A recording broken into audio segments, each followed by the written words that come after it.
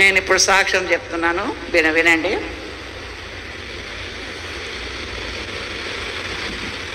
మా నాన్నది జలంధర్ పంజాబ్లో, మా మమ్మీది పటియాల. 18 years అప్పుడు మా నాన్న పేరు ఆత్మసింగ్, మా మమ్మీ పేరు నిషత్తర్ కౌర్.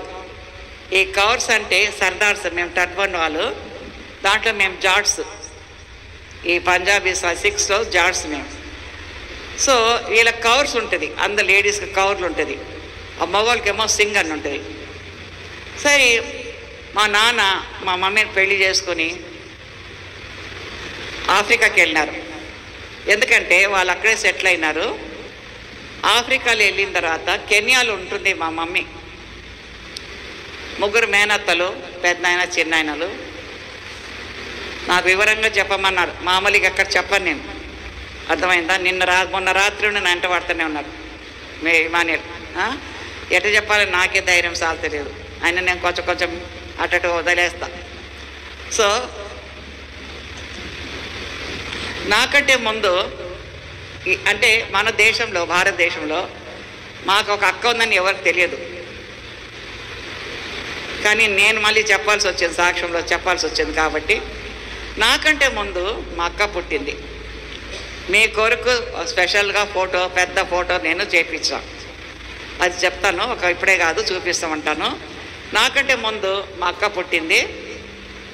సరే ఆమెకు 5 ఏళ్ళు ఉన్నప్పుడు, బాగా వినండి, ఆమె చాలా బాగా లెక్కుండింది. ఆ దినాల్లో మిషనరీసే ఉన్నారు కానీ వేరే ఎవరు లేరు. కెన్యాలో డాక్టర్ మిస్ డాన్ షా, ఆమె డాక్టర్ అక్కడ ఉంది. ఆ సమయంలో మా మమ్మీ ఏం చేసింది, వీళ్ళకి 10 మంది గురువులు కదా, గురు నానక్, గురు గోవింద్ సింగ్, వీళ్ళంతా కదా మాకు. సిక్కు టెంపుల్లో పోయి చెప్పులన్నీ కడిగేసి వాటితో స్నానం చేసుకొని, ఇంత ఆ భక్తి మాకు ఉంది. ఆమె ఒకతే కూతురు, 2 అన్న తమ్ముళ్ళు ఆమెకు. సో ఏమైపోయిందంటే వెళ్ళిన తర్వాత ఆమె భక్తిలో ఆమె ఉంది. ఎప్పుడు మా అక్కకు బాగలేకపోయిందో హాస్పిటల్కి తీసుకెళ్ళింది, మిషనరీ హాస్పిటల్కి. ఆ డాక్టర్ మా పని ఏంటంటే ఆమెకు ఎవ్వరు పేషెంట్స్ వచ్చినా కరపత్రిక ఇచ్చే అలవాటు అంట ఆ డాక్టర్ మాకు. సో మా మమ్మీ పేరు నిషత్తర్ కౌర్ కాబట్టి మా మమ్మీని షార్ట్ బాగా సింగ్, మిస్సెస్ సింగ్ అని పిలిచేదంట.